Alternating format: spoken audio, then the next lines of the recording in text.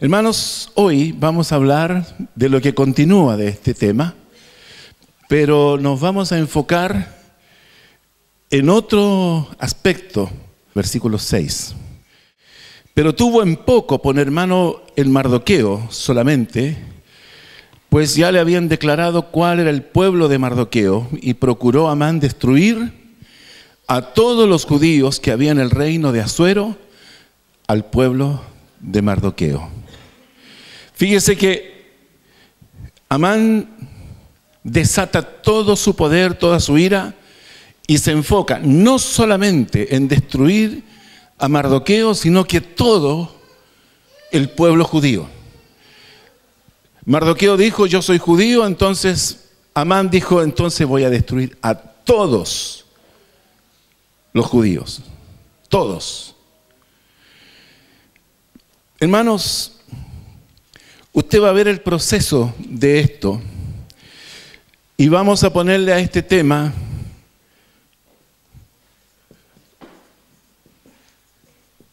soportando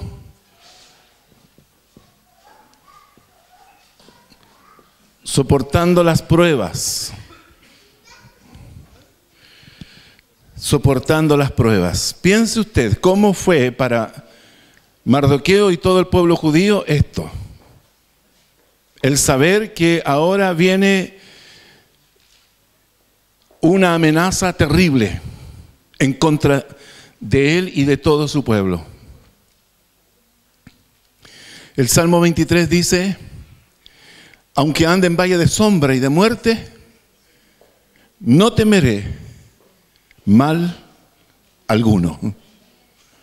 Aunque ande en valle de sombra y de muerte, no temeré mal alguno, porque tú estarás conmigo.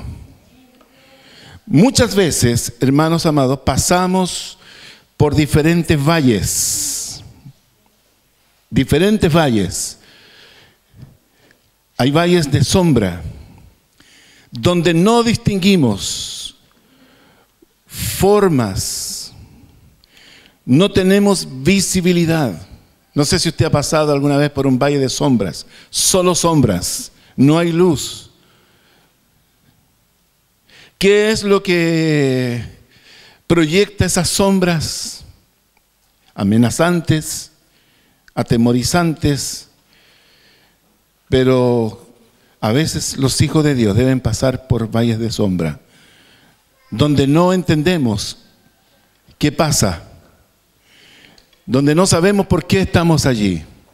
No sé si a usted le ha pasado, que usted no sabe por qué está pasando esa situación, porque usted no sabe por qué llegó allí, donde no vemos salida, no vemos nada, no sabemos cuánto tiempo tardaremos en salir. No sé si a usted le ha pasado.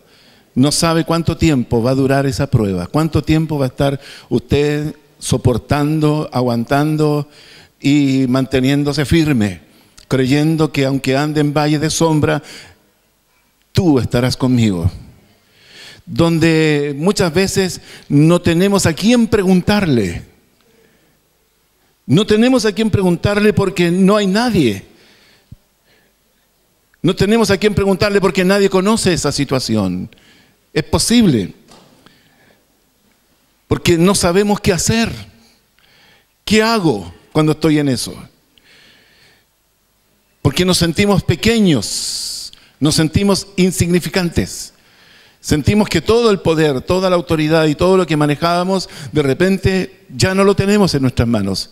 Porque una nube de sombra nos ha rodeado y en eso estamos absolutamente indefensos. Esto nos lleva a pensar muchas veces que en esos lugares no está Dios. Es posible que usted piense que ahí no está Dios. Si Dios estuviera aquí, tal vez yo estaría diferente. Si Dios estuviese conmigo ahora, tal vez yo no me sentiría como me estoy sintiendo. Y es posible, hermanos, que usted esté pasando por un valle de sombra, donde nos cuestionamos por qué estoy aquí, qué hice, cuál fue mi error, dónde me equivoqué. Y uno piensa y retrocede en sus pensamientos, recuerda personas, situaciones, palabras a veces dichas, sueltas así, sin meditarlas. pasos que dimos que tal vez no oramos. ¿Cuál fue mi error? Muchos cristianos, cuando están en el valle de la sombra, dicen, ¿cuál fue mi error? ¿Dónde yo me equivoqué? Quisiera saber. ¿Quién podrá ayudarme? Oh, y ahora ¿quién podrá ayudar? ¿Quién podrá defenderme? Que se ve como chiste, pero para el que está en el valle mismo no es ningún chiste, ¿cierto? No es ninguna broma. Hay hermanos que cuando están en el valle de la sombra dicen, ¿habrá alguien que me dé la fórmula para salir de esto? Pensando en quién puede decirme o darme la fórmula correcta para que yo la aplique y pueda salir de esta situación lo más rápido posible. Muchas veces los pastores se sienten limitados porque no tienen esa fórmula. Y uno quisiera decirle, hermano, hágalo de esta manera, o este es su problema, o usted está en esto por esta situación. No puede. Es difícil. Porque cada situación es particular. Y cada cosa, yo creo, hermanos, que en la red de Dios, de las circunstancias que Él teje para llevarnos a buen puerto, no podemos nosotros pretender entenderlo o saberlo todo. Lo que sí sabemos que Dios es fiel. Lo que sí sabemos que aunque ande en valle de sombra y de muerte, no temeré mal alguno. No sabemos todas las respuestas. Puede que sea la cosecha de algo que se sembró. Es posible, hermano, que podamos, ese valle de sombra sea cosecha de algo que sembramos mal. Por eso tenemos que saber dónde sembramos y cómo sembramos. Porque todo lo que el hombre sembrare, eso segará, así dice la palabra. Tal vez no sea una cosecha de lo que sembramos mal, sino que puede que sea una trampa del enemigo. Porque usted sabe que él anda como león rugiente buscando a quien devorar. Entonces puede que sea una trampa de él. Él está al acecho. Él está siempre esperando que los hijos de Dios se equivoquen, que los hijos de Dios se confíen, que los hijos de Dios actúen precipitadamente. Pero también, hermanos, puede que sea otra razón, puede que sea una preparación para lo que vendrá. Porque los valles de sombra son lugares donde uno reflexiona mucho, cuestiona mucho, pero también valora mucho lo que no tiene, lo que perdió, o lo que ya no puede acceder.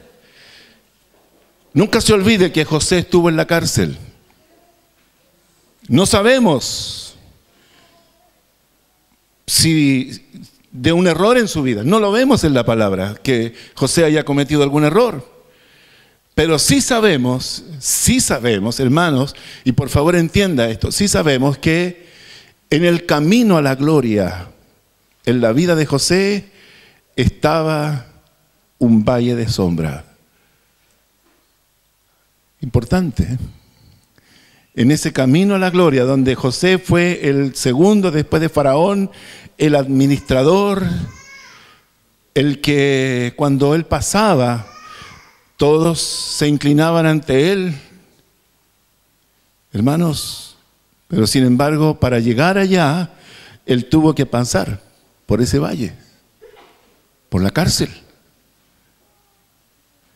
José estuvo en la cárcel, no sabemos el horror de su vida, pero sí sabemos que el camino a la gloria pasaba por ese valle, el valle de la sombra y de la oscuridad de una cárcel. A veces parece que las pruebas no tienen solución a menos que Dios intervenga. Y parece ser, hermanos, que las pruebas a veces decimos, no, esto definitivamente no tiene arreglo, no tiene solución. Pero nunca se olvide, para Dios no hay nada imposible. Para Dios no hay nada imposible. Dios puede sorprendernos con algo que jamás pensamos, que jamás imaginamos. Dios lo hace. Dios lo hace. El valle de la muerte. Porque dice, aunque ande en valle de sombra y de muerte. El valle de la muerte es aún más terrible. Porque la muerte, antes de consumar el hecho, de arrebatarnos la vida, mata la fe primero. Mata la fe. Segundo, invade la mente y el corazón con la duda. Cuando se muera la fe, hermanos, ¿qué creemos? ¿En qué creeremos? Si yo pierdo mi fe, hay una alabanza que dice, si decidiera negar mi fe, ¿a dónde iría? ¿A dónde voy? ¿Qué hago? El camino de la fe, hermanos, es un camino angosto, es un camino difícil, es un camino de decisiones que se dan en pasos sin tener todos los elementos de juicio, sin tener toda la información que se necesita. Usted sabe, las empresas hacen estudios antes de invertir, pero el camino de la fe nos lleva simplemente a confiar de que Dios nos está dirigiendo. Y a veces, hermanos, mantenemos esta trayectoria por años, creyendo que Dios nos está dirigiendo, que Dios nos está empujando, que las circunstancias que estamos pasando, Dios mismo de alguna manera las preparó para nosotros, para encaminarnos. Y a veces pasamos por estos valles y es allí donde la fe se prueba, es allí donde nuestras expectativas son probadas. Primero se muere la fe, segundo, la duda comienza a inundar el corazón y la mente. La duda, el cuestionamiento, las preguntas sin respuestas. También se aniquila toda esperanza y pone una decepción tremenda, una decepción en Dios. Primero, decepción en Dios. Segundo, decepción en la iglesia. Me siento decepcionado de mi iglesia. Me siento decepcionado de mis amigos o de los que decían ser mis amigos. Me siento decepcionado de la familia, de los familiares. Y de allí pasamos en este valle de la muerte a la frustración. La frustración, la sensación de pérdida del tiempo que invertimos en nuestros caminos del Señor. Hermanos, eso es terrible. Es terrible. Yo nunca lo he vivido, gracias a Dios, pero he conversado con personas que han estado en esa situación, soportando las pruebas. Luego viene una sensación de fracaso. Fracaso. ¿Qué hice con mi vida? ¿Dónde puse mi vida? ¿Dónde yo deposité mi confianza? Y eso se ve como una pérdida, un quiebre espiritual, peor que el quiebre económico. Porque usted puede quebrar económicamente, pero si no está quebrado espiritualmente, usted sabe que el justo cae y se levanta. Y se puede comenzar otra vez, se puede incursionar de otra forma. Y luego de eso viene en el valle de la muerte la sensación de vulnerabilidad, de sentirnos que hasta el más mínimo insecto puede hacernos todo el daño que se le ocurra. Una sensación de debilidad, de tristeza y una actitud de resignación por lo peor.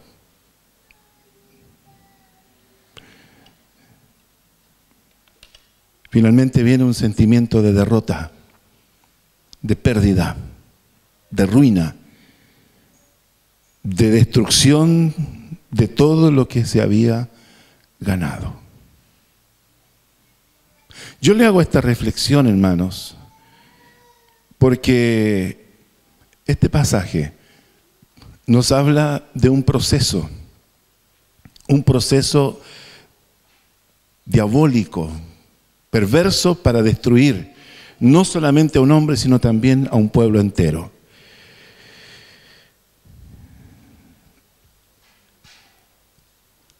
Primero, para destruirle,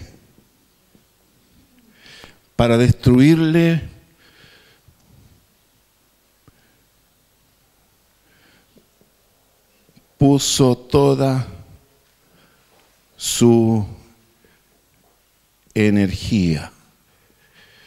Versículo 7. Leemos, versículo 6. Pero tuvo en poco poner en mano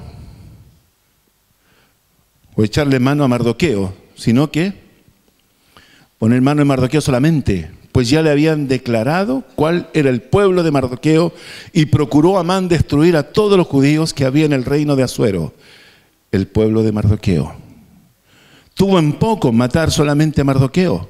Procuró, dice la palabra,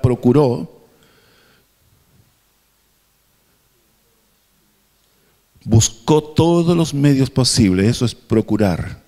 Buscar todos los medios posibles, trabajar y esforzarse por conseguir algo. Procuró destruir todos los judíos. Procuró destruir su pueblo, su familia, su raza, su cultura, su religión, todo. Todo lo que tuviese alguna relación con Mardoqueo, todo era objeto del odio de este hombre.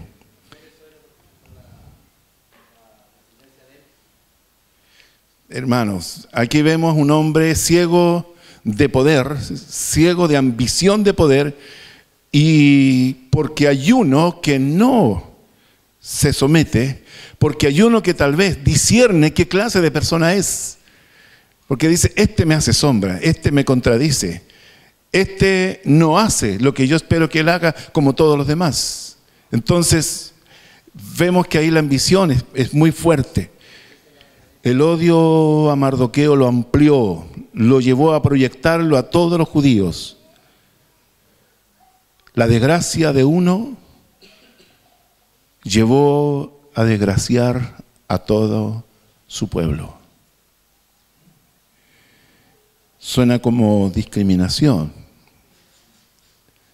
absolutamente, ¿cierto? Hermano, ¿le ha pasado que por uno todos los demás o todos los que usted ama sufran las consecuencias? La ambición de poder llevó a Amán a perder la proporción de su ira, y ese es el tema. La ambición de poder le llevó a perder la proporción de su ira, no enfocado solo en una persona, sino que ahora en todo un pueblo. La ira descontrolada. Cuando una persona no está sujeta a ninguna autoridad, puede dar rienda suelta a su ira. Yo me preguntaba, ¿se enojan los cristianos? ¿Se enojan los hijos de Dios? Sí. Conversaba con uno hace unos días atrás y me decía, yo saqué el mismo mal carácter de mi papá, soy enojón.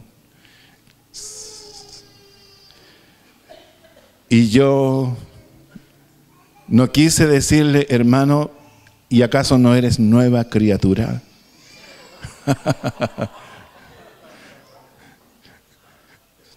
Porque tal vez se podía enojar, entonces no se lo dije.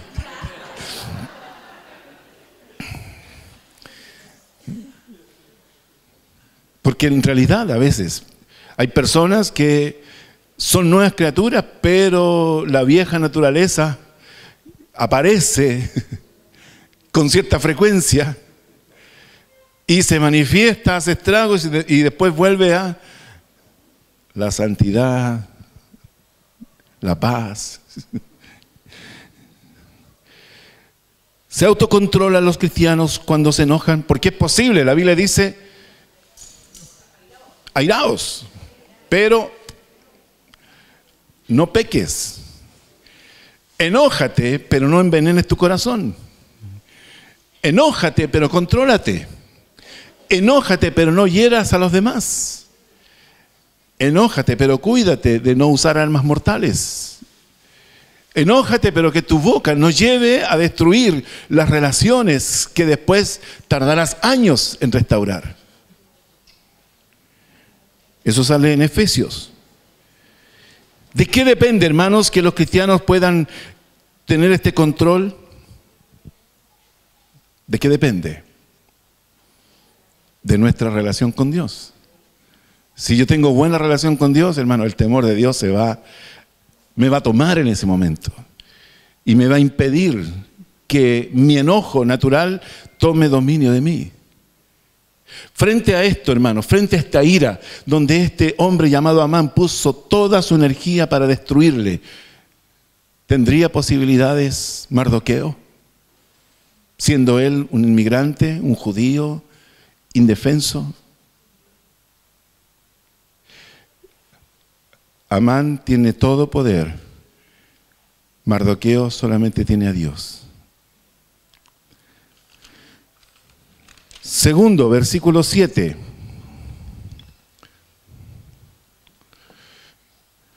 Para destruirle, estableció un plazo.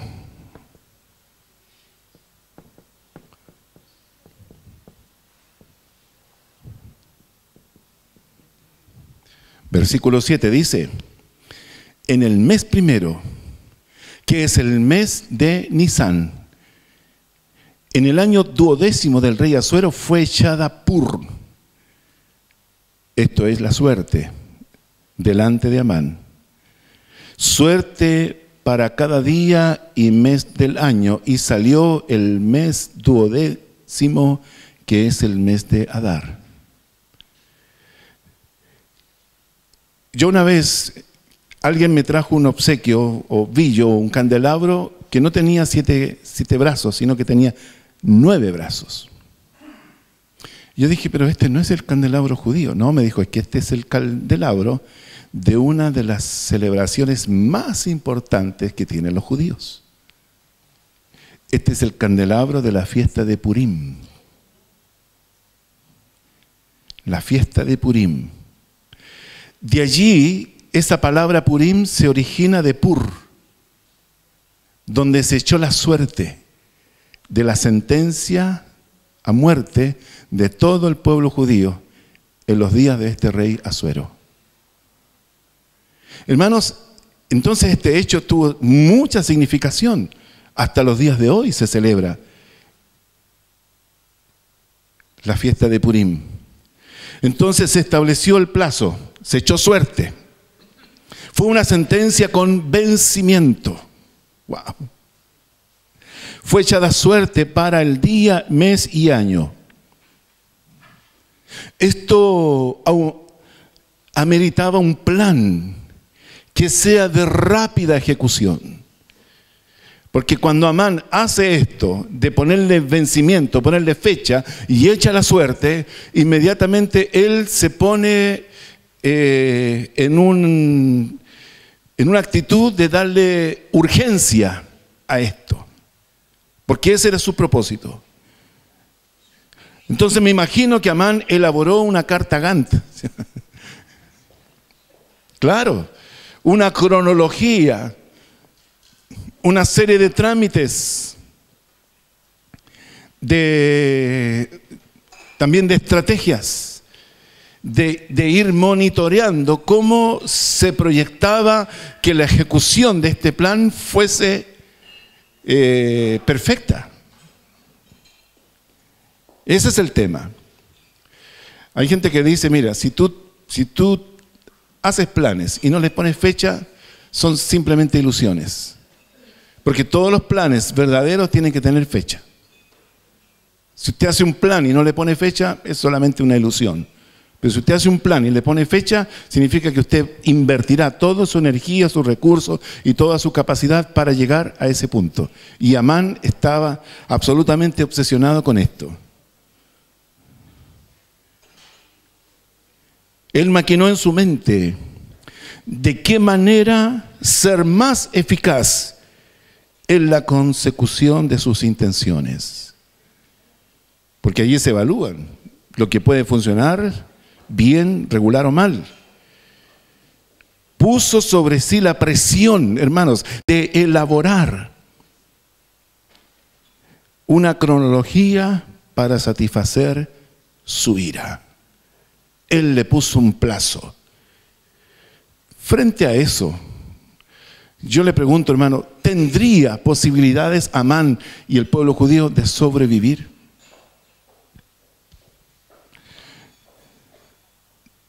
Tercero, para destruirle, recurrió a la mentira.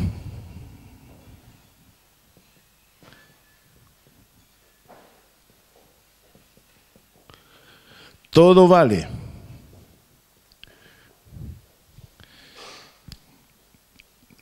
Todo es lícito. Dijo Amán al rey Asuero: hay un pueblo esparcido y distribuido entre los pueblos en todas las provincias de tu reino.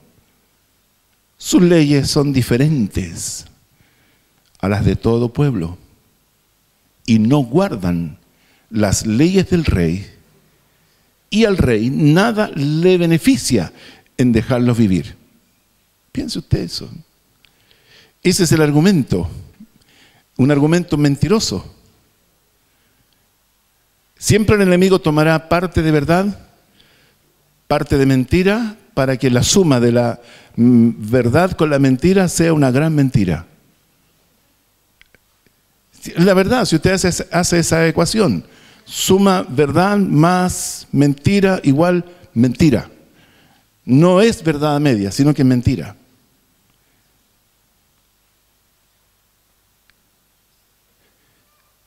Se puso, hermano, y esto es peligroso, este hombre se puso bajo la influencia del padre de mentira. Cuando una persona ya comienza a actuar de esa forma, significa que la inspiración viene del mismo infierno. Tal vez suena un poco exagerado decirlo de esa forma, pero así es. Usó la mentira y la calumnia para convencer al rey. Nuestras leyes terrenales son diferentes, pero la misma palabra nos ordena a respetar las leyes terrenales. Dad a César lo que es de César, a Dios lo que es de Dios. Debemos darle a César lo que es de César, porque la ley manda que le demos a César, y el Señor Jesucristo aprobó que le demos a César lo que es de César. Pero también el Señor Jesucristo dijo, pero también cumplan con Dios, denle a Dios lo que es de Dios. O sea, podemos cumplir como ciudadanos terrenales con las leyes vigentes, y debemos cumplir, pero también debemos cumplir con las leyes espirituales que nos resguardan de nuestra relación con Dios.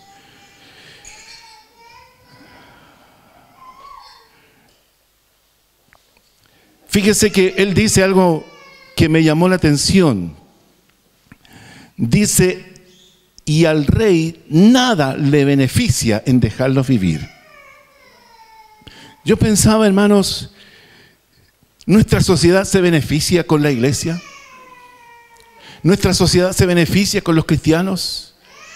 ¿Sí?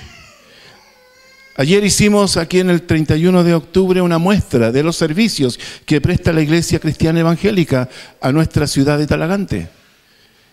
Y tuvimos una muestra de lo que es el evangelismo, rescatando jóvenes de la droga. Y habían jovencitos en skate y entregaban tratados. Habían mimos para mostrar un poco la obra de evangelización. Pero también estaba el centro de rehabilitación de alcohólicos y drogadictos de Calaraetango con un stand mostrando su trabajo. Estaba también lo de Siquem, de las mujeres en la rehabilitación. Pero estaba también nuestro colegio, abierto a la comunidad, el mejor CIMSE de la zona, reconocido por el Ministerio de Educación. Y estábamos allí en la feria, ayer, en la plaza de Talagante, entregando información de nuestro colegio. La iglesia Bienaventuranza tenía un hermoso stand que decía sobre la escuela dominical, sobre los niños. Y ellos montaron todo lo que era una ambientación de escuela dominical, y dice, enseñanza gratuita toda la vida, todo el año. Porque los niños que llegan a la escuela dominical llegan a aprender de la palabra de Dios. Leí en un artículo que decía, si permitiéramos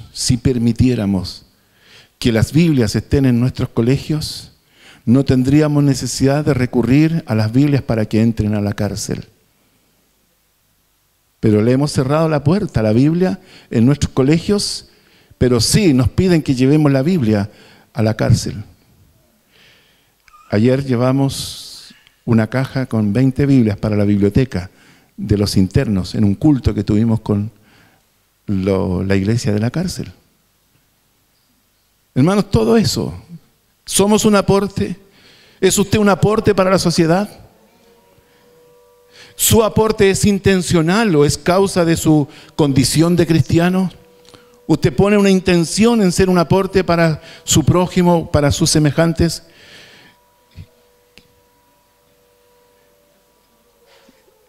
La excusa era esta: ellos no son ningún aporte. Tú no te beneficias en nada con tener a esta gente. Pero hermano, eso es una mentira. Usted también debe preguntarse, si el enemigo usara todos estos argumentos, ¿podría también decir lo mismo de mí? ¿Tendría argumentos para decir que yo no soy un aporte? Interesante, porque esto nos confronta. Porque la gente no quiere religión. La sociedad no dice bienvenidos los evangélicos. La iglesia no está preparando gente para que simplemente estén dentro de los templos adorando a Dios. También nosotros tenemos una responsabilidad con la sociedad y tenemos que servir a nuestros semejantes, ser un aporte real a nuestra sociedad. Amán está mintiendo sobre este aporte. Dice, el rey en nada se beneficia, dejarlo vivir. Entonces recurrió a la mentira.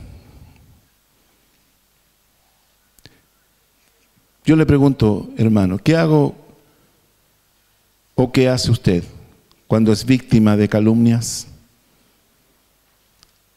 ¿Tenía alguna posibilidad, Mardoqueo, de defenderse de esas mentiras? ¿O de hablar a favor del pueblo judío en ese diálogo que él tiene con el rey? ¿Qué hace usted cuando es víctima de calumnias? Siempre creo que lo mejor es dejarlo en las manos de Dios. Dios nos defiende y Él pelea por nosotros. Frente a todo esto, ¿tiene posibilidades Mardoqueo de sobrevivir? ¿Se da cuenta de la escalada de este proceso? Cuarto, para destruirle, recurre al soborno. Versículo 9. Amán dijo, si no funciona por este lado, va a funcionar por este otro lado. Amán dice el versículo 9, si place al rey, decrete que sean destruidos y yo pesaré 10,000 talentos de plata a los que manejan la hacienda para que sean traídos al tesoro del rey. Piense usted, 10,000 talentos de plata. ¿Cuánto dinero sería? ¿Cuántos kilos de plata? No sé si alguien puede hacer la operación ahí. 330,000 kilos de plata. Imagínense lo que esa fortuna significa. O sea, él está llegando al extremo de sobornar. Lo presiona al rey. Le ofrece una fortuna para lograr su propósito. Pregunto, ¿hoy día ocurre esto? ¿Existe presión de los medios? ¿Existe presión en las movilizaciones sociales?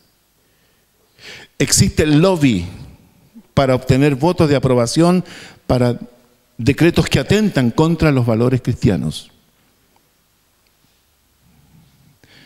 Existen amenazas contra los que dictan esas leyes, pero también existe dinero que se usa para, entre comillas, ponerle aceite a la maquinita que aprueba las leyes y éstas sean aprobadas en un corto plazo.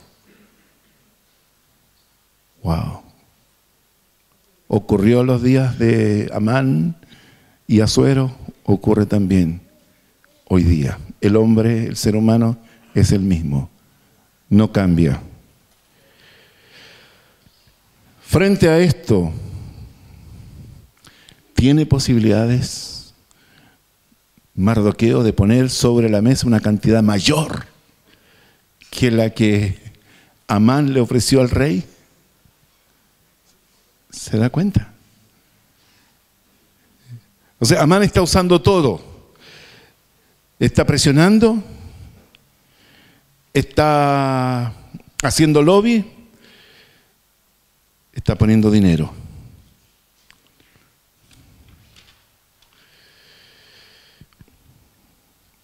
¿Tiene posibilidades Mardoqueo? Ninguna, ¿cierto? Sigamos viendo. Quinto, para destruirle, recibió poder o poderes. Versículo 10.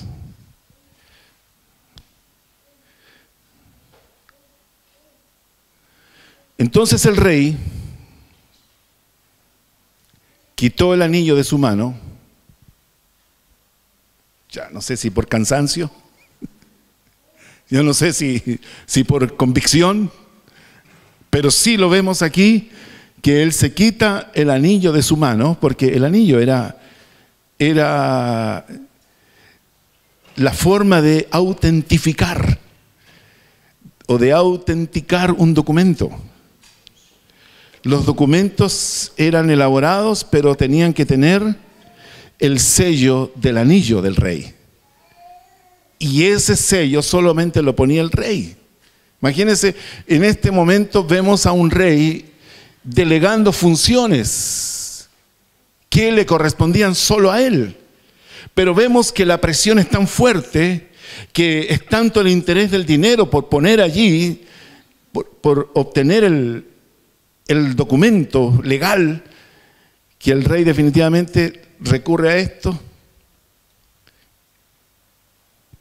No sé si le habría costado mucho sacárselo, pero no creo que sea muy frecuente que un rey se saque su anillo para que otra persona en el nombre de él selle documentos y le dé autenticidad. Aquí vemos, hermanos, que el rey no indagó acerca de la información que recibió. El rey no se aseguró de que todo lo que Amán le decía era verdad, sino que lo vemos actuando a ciegas. Definitivamente pongo toda mi confianza en lo que tú me estás diciendo. El rey creyó que lo que se le decía o que le decía Amán era lo correcto. Hermanos, de esa forma se manejan las cosas. De una manera, podríamos decirlo, entre cuatro paredes. El poder político de este personaje es tremendo. Lamentablemente usa su gran influencia para la maldad. Y así es. ¿Cómo necesitamos políticos sujetos a la autoridad de Dios? ¿Cómo necesitamos políticos que realmente anhelen hacer la voluntad de Dios por sobre todas las cosas?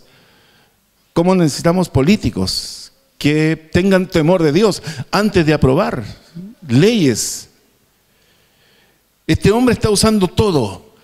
Me lo imagino, hermano. Yo no sé si usted recuerda algún político hábil que mueve muy bien la oratoria, ¿cierto? Que son muy hábiles en decir y cómo decir y convencer. Parece ser que no es solamente las palabras, sino que hay también una influencia espiritual, una seducción. Me imagino que Amán era como de esa. Yo no sé si a usted le ha pasado que de repente usted conoce a alguien que siempre obtiene lo que quiere de usted y que usted no es capaz de dialogar con él porque la persona es tan tremenda en eso que usted definitivamente tiene que apagar el teléfono y negarse a hablar con él, porque si usted sabe que habla con él, usted va a perder. Me imagino que Amán era de esos. Y hoy día, curiosamente, también es posible que existan este tipo de personas. Hermanos, también esto me lleva a pensar cuán importante es para nuestras autoridades rodearse de asesores que le aseguren que el paso que van a dar es el correcto. Pero ahora vemos este asesor, entre comillas, llevando a un gobernante, a un rey, a firmar una ley que va a costarle la vida a miles de personas. ¿Cómo es de importante, hermanos, entonces, orar para que aquellas personas que dictan las leyes, que las escriben y las redactan, sean personas que realmente tengan temor de Dios? Frente a esto, yo le hago la pregunta, ¿tiene posibilidades Mardoqueo? Parece ser que se alejan más. Número 6. Para destruirle,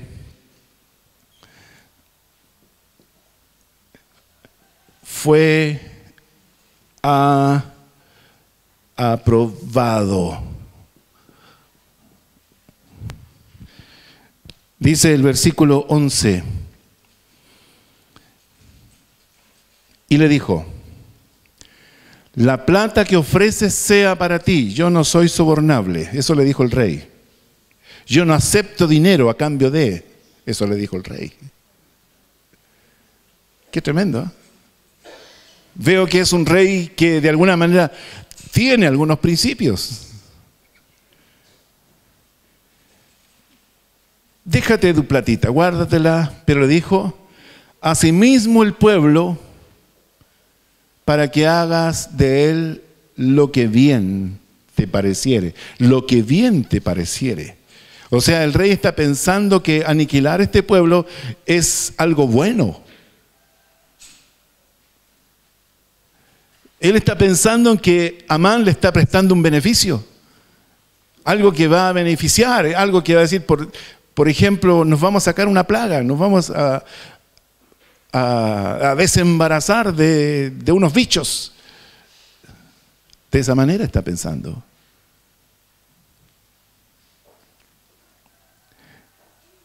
Guárdate el dinero, haz de este pueblo lo que te parezca.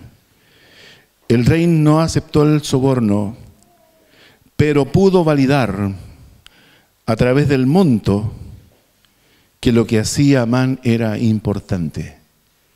O sea, el rey dijo: si este hombre está dispuesto a ofrecer esta cantidad de dinero para que esto ocurra, entonces esto debe ser muy importante.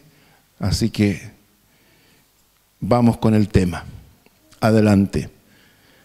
Y con esto Amán recibió amplia atribución, un poder sin límite para lograr sus propósitos.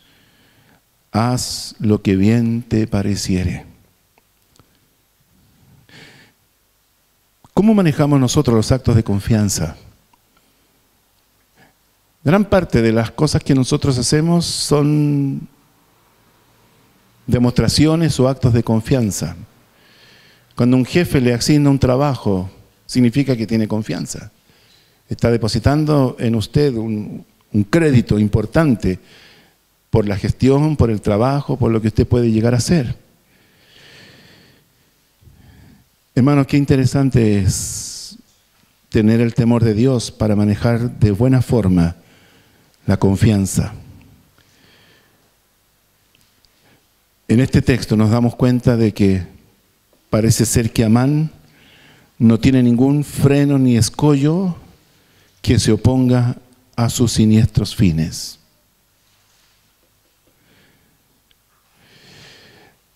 Yo le pregunto, hermano, frente a esto, ¿tiene posibilidades Mardoqueo? ¿Se ha visto usted alguna vez en una situación como esta? Creo que todo este proceso, toda esta secuencia, de alguna manera nos lleva a reflexionar en que en los momentos más difíciles Dios está allí, en que en los momentos más duros Dios está allí, en que Dios jamás nos abandona, jamás nos deja, que Dios es siempre fiel. Número 7. Para destruirle, se escribió la orden. Versículo 12. Se escribió la orden, la ley, el decreto. 12. Entonces fueron llamados los escribanos del rey en el mes primero, al día 13 del mismo, del mes primero, al día 13 del mismo, y fue escrito conforme a todo lo que mandó Amán, a los sátrapas del rey, a los capitanes que estaban sobre cada provincia y a los príncipes de cada pueblo, a cada provincia según su escritura y a cada pueblo según su lengua. El nombre del rey Asuero fue escrito y sellado con el anillo del rey. Amán consiguió los decretos, consiguió los documentos, obtuvo lo que quería, el respaldo legal para el genocidio.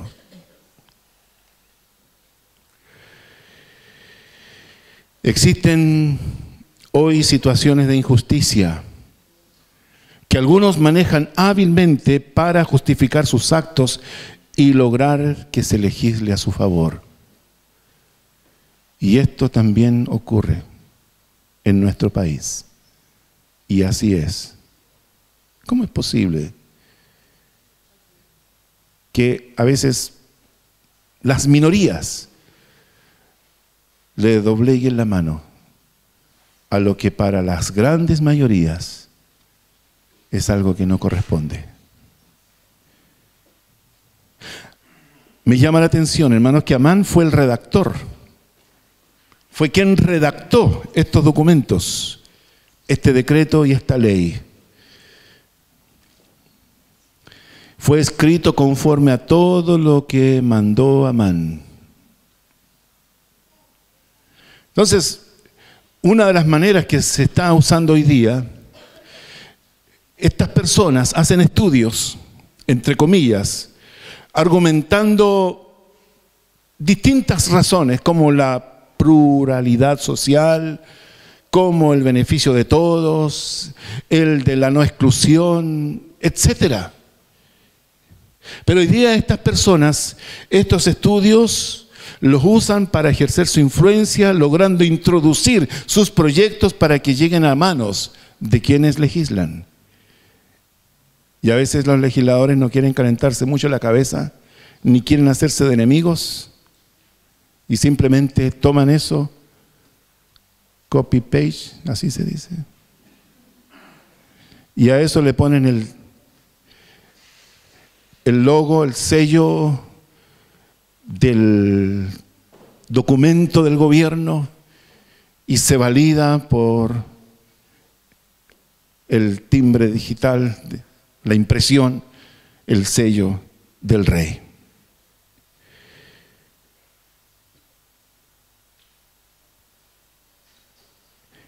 Yo no encuentro parecido, hermano, a lo que pasa hoy. Yo no sé si usted conecta un poco esta historia con lo que ocurre hoy. Frente a esto, ¿usted piensa que Mardoqueo tiene posibilidades de sobrevivir? Parece que no. Número 8, octavo, para destruirle se divulgó la orden, versículo 13. Se divulgó la orden. Dice el versículo 13, y fueron enviadas cartas por medios de correos a todas las provincias del rey con la orden de destruir, matar y exterminar a todos los judíos, jóvenes, ancianos, niños y mujeres, en un mismo día, en el día 13 del mes 12º, en el mes de Adar, y de apoderarse de sus bienes. La ley ahora se publica Cuando se publica significa que se da por sabida por todo el imperio. ¿Usted sabía eso? Usted no puede decirle al juez, yo no sabía esta ley, porque las leyes se publican en el diario oficial. Y cuando la ley sale publicada, inmediatamente se da por conocida. Por lo tanto, usted no puede decir que no sabía eso. ¿No es así mi...?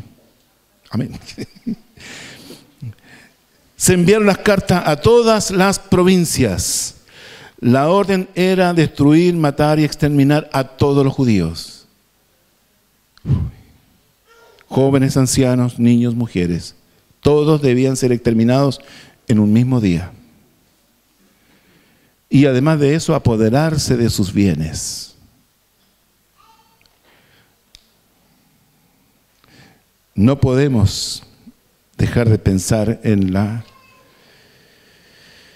el Holocausto de la Segunda Guerra Mundial. 6 millones de judíos fueron exterminados. No en un mismo día, pero sí en una forma sistemática.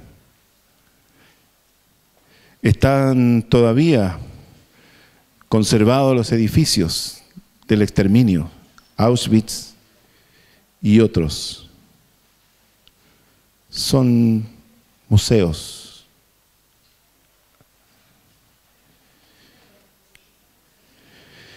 El mundo no vio eso.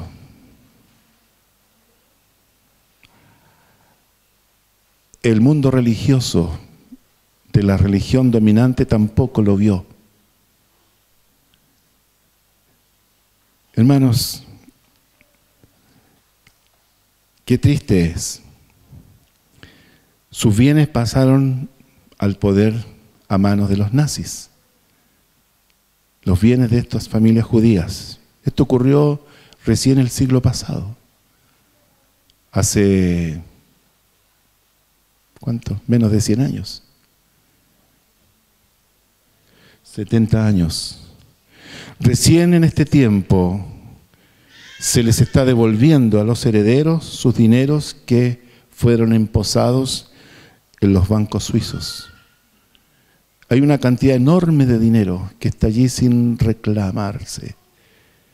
Y son dineros que vienen de aquellos judíos que fueron exterminados durante la Segunda Guerra Mundial por el nazismo de Hitler. Las obras de arte también están siendo devueltas, siempre y cuando se certifique que los dueños legales eran esos judíos. Hermanos, frente a esto, con esta orden de matar, destruir y exterminar, ¿tiene posibilidades Mardoqueo? Yo le hago siempre esta pregunta porque es importante. Esto nos lleva al punto 9. Para destruirle, se publicó la orden.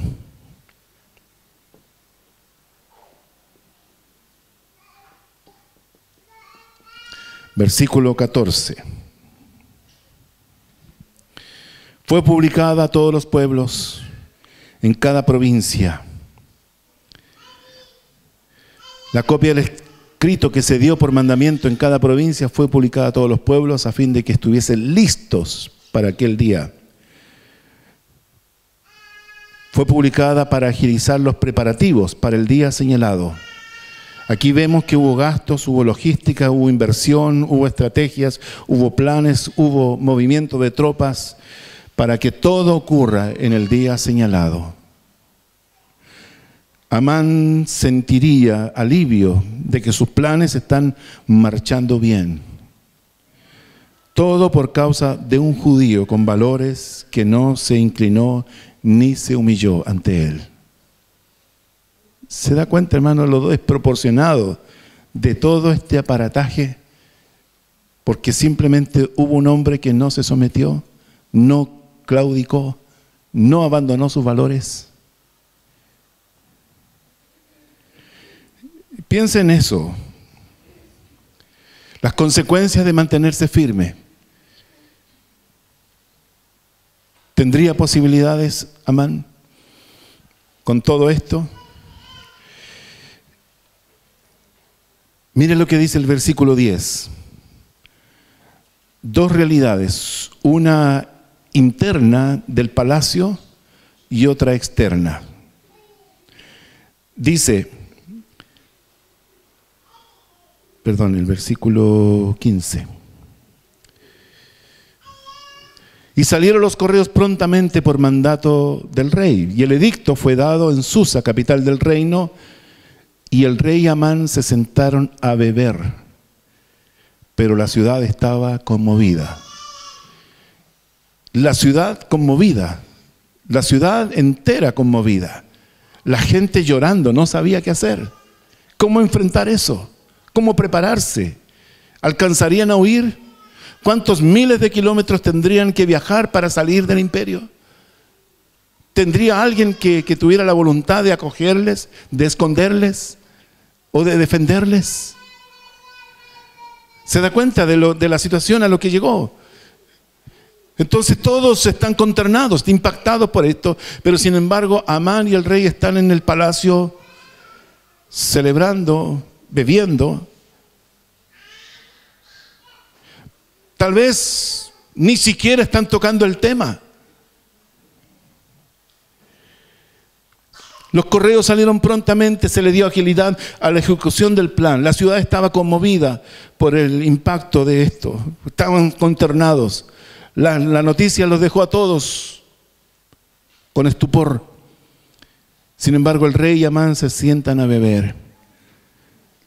Las dos máximas autoridades no son conscientes de lo que está ocurriendo afuera. Yo pensaba en esto, hermanos. ¿Cuántas medidas toman los gobiernos que tienen impacto tremendo?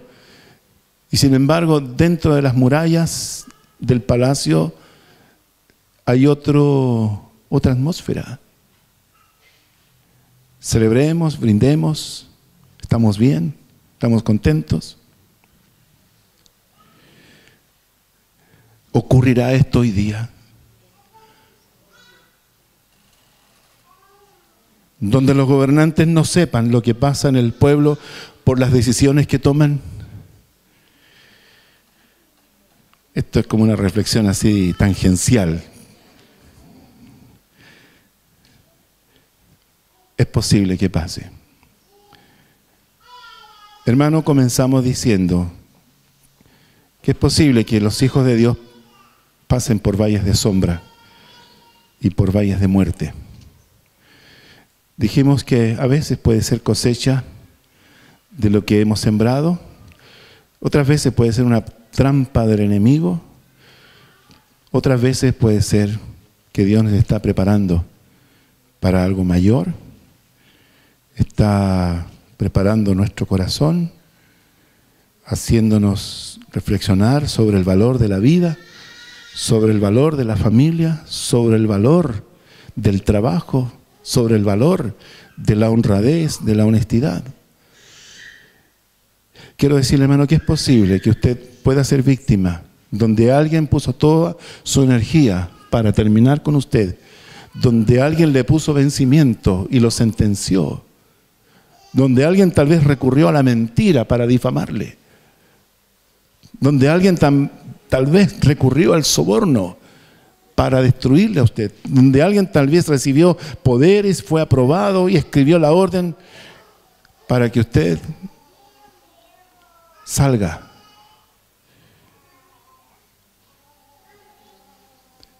Pero creo con todo mi corazón que Dios es fiel. Yo no sé si usted ha leído el resto del libro, pero cuando esto se sabe, esto fue tremendo. Esther no sabía. Alguien le dijo que su tío estaba vestido de lutos, con cilicio, con cenizas. Y ella indagó por qué, y las mujeres que le atendían a ella como reina averiguaron por qué estaba eso. Y ahí ella toma conciencia y ella elabora primero una entrevista con su tío para que le explique qué es lo que estaba ocurriendo. El tío le explica, hermanos. Y el tío le dijo, mira, tú también puedes morirte, porque también eres judía como nosotros. Si tú no haces algo, tal vez, y ahí hay un hermoso texto, le dice, tal vez para esto Dios te puso allí. ¿Se da cuenta? Mardoqueo no tiene posibilidades, pero sí Mardoqueo sabe a quién formó, a quién educó, a quién entrenó. Y le dice en ese texto, tal vez para esto Dios te puso allí. Usted no sabe dónde Dios se puede llegar a ponerlo, o Dios puede poner bajo los que están bajo su cuidado. Los tiempos pueden cambiar, las leyes pueden cambiar, los gobiernos cambian. La corriente de este mundo, hermano, está cambiando, está llevando a situaciones extremadamente delicadas a nuestra sociedad. Hay una presión no solamente local de nuestra nación, sino que también mundial por estos movimientos. Y nosotros debemos confiar y creer que Dios para esto nos puso donde estamos. Quiero que leamos, yo sé que tal vez usted se lo sabe de memoria, el Salmo 91. El que habita al abrigo del Altísimo morará bajo la sombra del Omnipotente. Diré yo a Jehová, esperanza mía y castillo mío, mi Dios, en quien confiaré. Él te librará del lazo del cazador, de la peste destructora. Con sus plumas te cubrirá y debajo de sus alas estarás seguro. Escudo y adarga es su verdad. No temerás el terror nocturno, ni saeta que vuele de día, ni pestilencia que ande en oscuridad, ni mortandad que en medio del día destruya. Caerán a tu lado 1000 y 10.000 a tu diestra, mas a ti no llegará. Ciertamente con tus ojos mirarás y verás la recompensa de los impíos, porque has puesto a Jehová, que es mi esperanza, al Altísimo por tu habitación. No te sobrevendrá mal, ni plaga tocará tu morada, pues a sus ángeles mandará acerca de ti, que te guarden en todos tus caminos. En las manos te llevarán para que tu pie no tropiece en piedra. Sobre el león y el áspid pisarás, hollarás al cachorro del león y al dragón. Por cuanto en mí ha puesto su amor, yo también lo libraré. Lo pondré en alto, por cuanto ha conocido mi nombre. Me invocará y yo le responderé. Con él estaré yo en la angustia. Lo libraré y le glorificaré. Lo saciaré de larga vida y le mostraré mi salvación. Hermanos, aderezas mesas delante de mí en presencia de mis angustiadores. Unges mi cabeza con aceite, mi copa está rebosando. Ciertamente el bien y la misericordia me seguirán todos los días de mi vida. Y en la casa de Jehová moraré por largos días. Aleluya. Señor, gracias te damos por la escuela dominical y por lo que hemos reflexionado en esta mañana, Señor, en esta tu casa. Señor, tú conoces la realidad, las dificultades y las pruebas que están viviendo o que han vivido tus hijos, pero que este tema, Señor, haya sido de inspiración, de consuelo, de fortaleza y de aumento de fe. Padre Celestial, gracias por la palabra, gracias por la presencia, gracias por la misericordia. Gracias, Señor, por guardarnos. Gracias, Padre, por defendernos y por honrarnos inmerecidamente, Señor. Solamente ha habido, aleluya, un espíritu humilde delante de ti, Señor. Gracias te doy, Padre, por tu fidelidad con tu pueblo y con tus hijos. Bendice cada hogar, cada familia representada en este día, aquí en este lugar, y que tu gracia siga sobre sus vidas. En el nombre de Jesús lo pedimos. Amén y amén.